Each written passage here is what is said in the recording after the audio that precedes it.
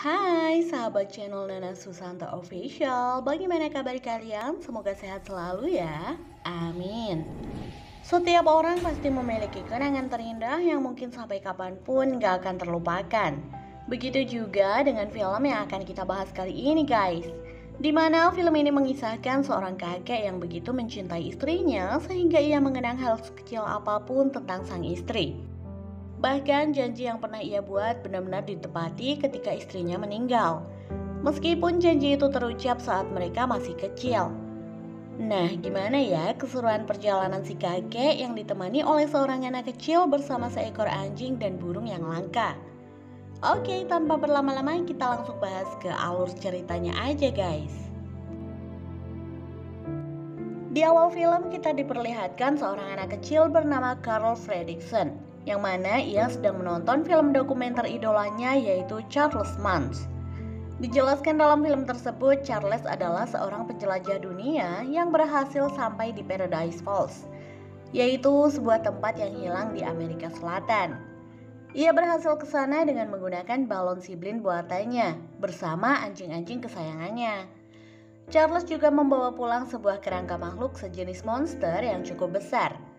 Namun sayangnya banyak ilmuwan yang tidak mempercayainya dan menganggap kalau Charles ini bohong.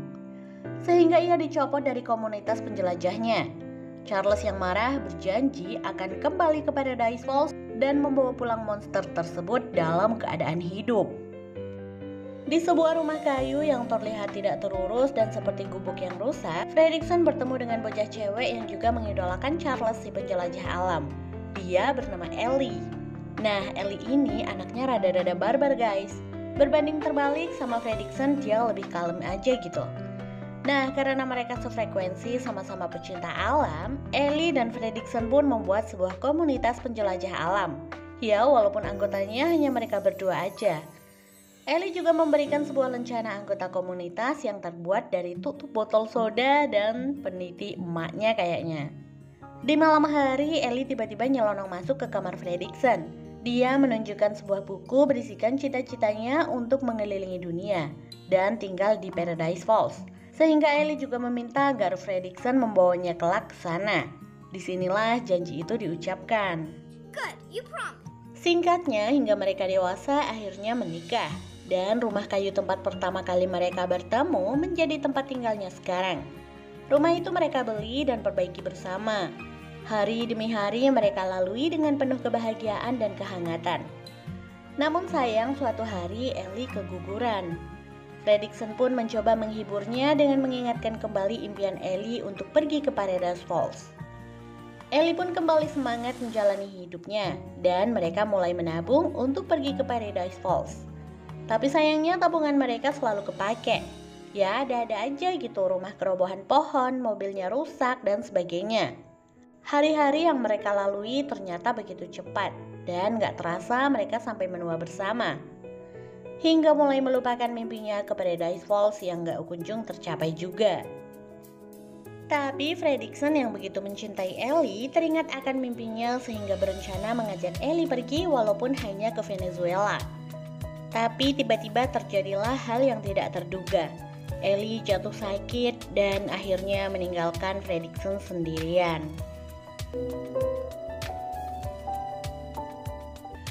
Fredricksen yang hidup sebatang kara semakin menua dan menjalani hidupnya dengan kesepian yang mendalam. Namun ia tetap memakai lencana pemberian Ellie yang menemani kesehariannya sekarang. Tak terasa tempat tinggalnya bersama Ellie sedari kecil sudah banyak yang berubah. Dan akan dibangun gedung-gedung tinggi di sana. Tapi hanya rumah Fredricksen saja yang masih tetap berdiri kokoh. Seberapapun harga tinggi yang ditawarkan untuk rumah Fredricksen, ia tetap menolak. Suatu hari, Fredricksen kedatangan anak kecil yang bernama Russell. Dia adalah bocah penjelajah alam yang bertugas menolong orang tua. Kalau dilihat-lihat mungkin kayak Fredricksen kecil dulu. Dia bercita-cita menjadi penjelajah alam. Tak disangka suatu hari kotak surat Fredricksen gak sengaja ketabrak traktor guys. Fredricksen yang marah kelepasan deh nyelutukin tongkatnya ke si tukang traktor. Fredricksen pun dianggap meresahkan dan rumahnya terpaksa harus digusur. Dia juga bakal dipindahin ke panti jompo sama pihak berwenang. Awalnya Fredricksen udah pasrah, tapi tiba-tiba dia menemukan buku milik Ellie dan teringat akan janjinya dulu, sehingga ia pun bertekad akan menepati janji itu. Hingga keesokan harinya waktu mau dijemput, Fredricksen justru sudah menyiapkan hal besar.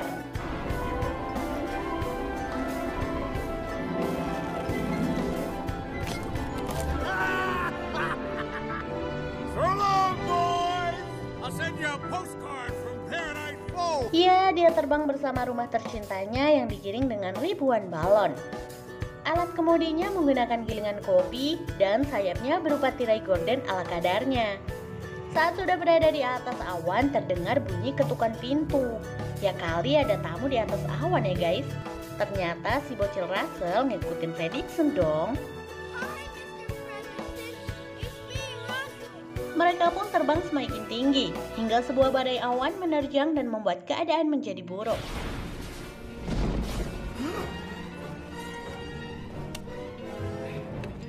Setelah itu, Fredricksen yang pingsan terbangun di pagi harinya. Russell yang mengemudikan rumah terbang bilang kalau mereka udah sampai di Amerika Serikat bermodalkan GPS yang dia bawa. Tapi Fredricksen gak percaya dan memotong beberapa tali balon supaya mereka bisa turun ke bawah. Namun yang terjadi setelah kabut tebal menghilang, terlihatlah Paradise Falls yang berada di seberang daratan tersebut. Karena gak bisa naik lagi, akhirnya mereka berjalan kaki dengan menggendong rumah balonnya guys. Sementara itu, di sisi lain ada sekomplotan anjing yang mengejar makhluk misterius. Namun karena alat bantu pendengaran milik Fredricksen, komplotan anjing itu merasa terganggu sehingga makhluk misterius tadi terselamatkan. Tiba-tiba Russell kebelet BAB dan gak sengaja menemukan jejak burung yang sangat besar. Tak lain ternyata itu adalah makhluk misterius yang dikejar-kejar komplotan anjing tadi. Russell sangat menyukai si burung itu dan menjadikannya hewan peliharaan baru yang dikasih nama Kevin. Kevin juga ternyata bukan makhluk mengerikan karena sangat lucu dan begitu menyukai Russell.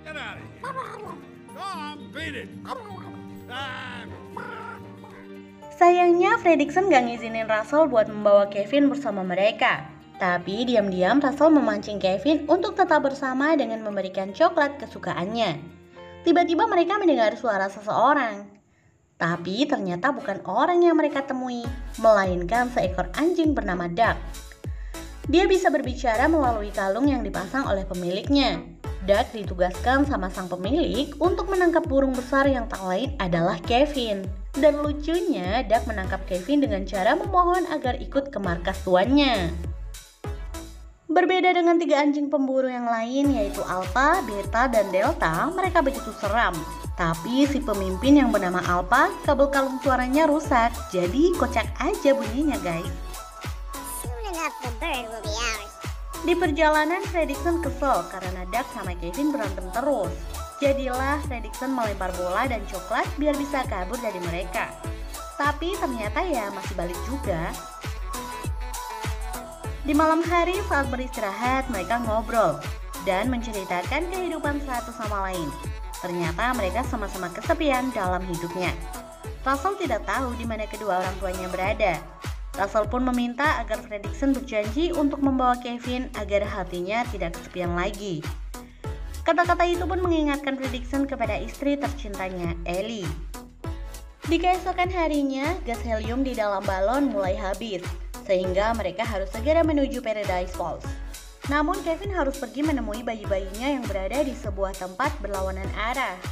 Tapi tiba-tiba komplotan anjing pemburu kembali menyerang. Si anjing pemimpin menanyakan kepada Duck di mana burungnya, tapi Duck tidak memberitahu keberadaan Kevin. Ketiga anjing pemburu menyuruh Fredricksen dan Russell ikut mereka ke markas tuannya.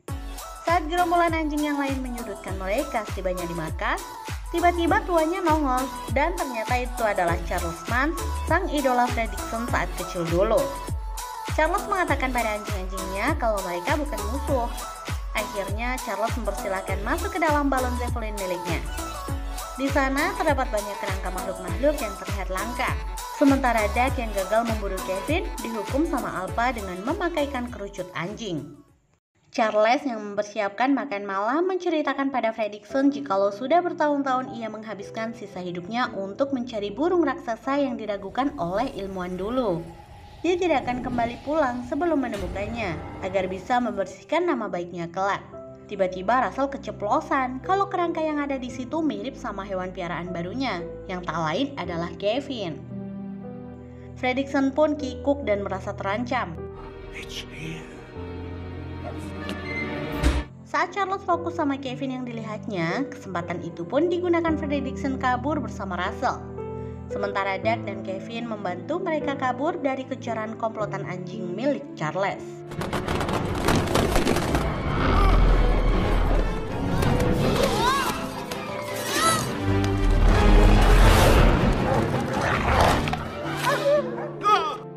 Naas, kaki Kevin tergigit anjing hingga terluka.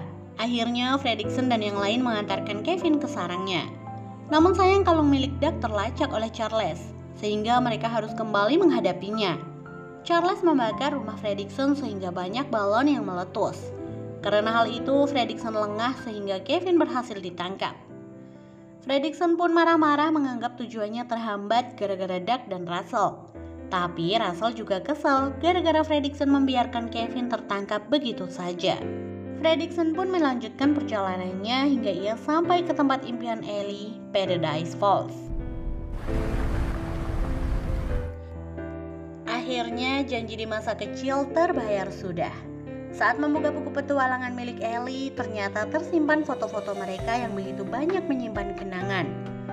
Di akhir buku juga terdapat foto yang bertuliskan ucapan terima kasih Ellie untuk Fredricksen karena sudah mengarungi petualangan hidup bersama. Selepas itu, Fredricksen berniat untuk menghibur Russell yang masih ngambek. Tapi Russell keburu pergi menggunakan balon untuk menyelamatkan Kevin. Fredricksen pun gak tinggal diam. Ia bergegas mengeluarkan barang-barang di dalam rumah agar bisa terbang kembali menyusul Russell. Terlihat hanya ada 2 kursi milik mereka berdua dengan Ellie yang ia letakkan dengan rapi. Doug yang kembali membuat Fredricksen senang dan membawanya menyusul Russell. Sementara Russell yang berhasil menuju Zeppelin tertangkap dan dikurung di sana. Charles yang mengetahui kalau Fredricksen bakalan datang mencoba menjatuhkan Russell. Untungnya Fredricksen datang tepat waktu.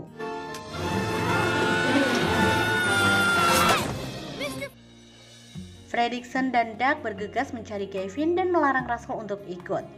Hingga akhirnya mereka menemukan Kevin. Tapi karena banyak anjing penjaga, Fredricksen mencoba mengalihkan perhatian mereka dengan melempar bola tenis pada alat bantu jalannya. Who wants the ball? I got it! Russell yang berusaha melepaskan tali yang mengikatnya justru nyaris terjatuh, sehingga pesawat tempur anjing Charles pun menyerangnya. Sementara Fredricksen bertarung melawan Charles untuk menyelamatkan Kevin. Di sisi lain, Doug terkepung Alpha bersama komplotan anjingnya.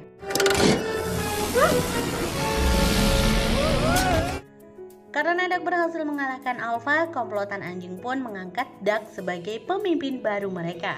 Fredricksen yang berhasil selamat kabur lewat tangga luar bersama Kevin.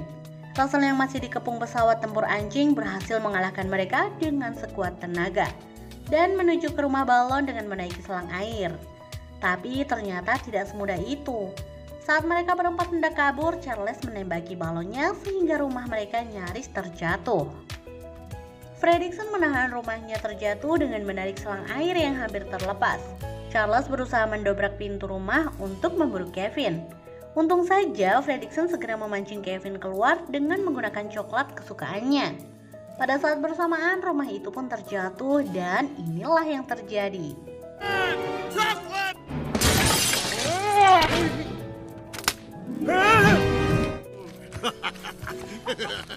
Oh, I am ready to not be a pup. Akhirnya mereka semua selamat. Kevin berhasil kembali ke sarang menemui bayi-bayinya. Di sini mereka harus berpisah dengan Kevin. Dan Fredricksen bersama Russell serta komplotan anjing yang lain kembali pulang menggunakan balon Zeppelin. Russell juga mendapatkan penghargaan dalam membantu orang tua, yang mana Fredricksen sendiri yang memberikan penghargaan tersebut dengan memasangkan lencana milik Ellie. Selanjutnya diperlihatkan Fredricksen bersama Russell dan Doug duduk bersama menikmati es krim sembari menghitung mobil yang lewat seperti kenangan Russell bersama ayahnya dulu. Di akhir cerita, rumah Fredricksen dan Ellie pun jatuh tepat di atas Paradise Falls. Nah, sebenarnya di film ini menyimpan banyak moral value-nya nih guys, terutama pelajaran mengenai kesetiaan, bukan hanya terhadap pasangan hidup, melainkan dengan sahabat. Pada dasarnya namanya sahabat pasti selalu ada, meskipun ketika kita berada di titik terendah dalam hidup. Tapi nggak memungkiri juga kalau sahabat terdekat kita sejatinya adalah pasangan hidup kita. Jadi buat kalian yang udah nonton videoku, semoga selalu bertemu dengan orang yang tepat ya guys. Oke guys, sekian dulu cerita kali ini. Jangan lupa tonton video kami yang lainnya ya. Terima kasih sudah menonton sampai habis. Aku pamit undur diri dan sampai jumpa di video selanjutnya. Bye bye.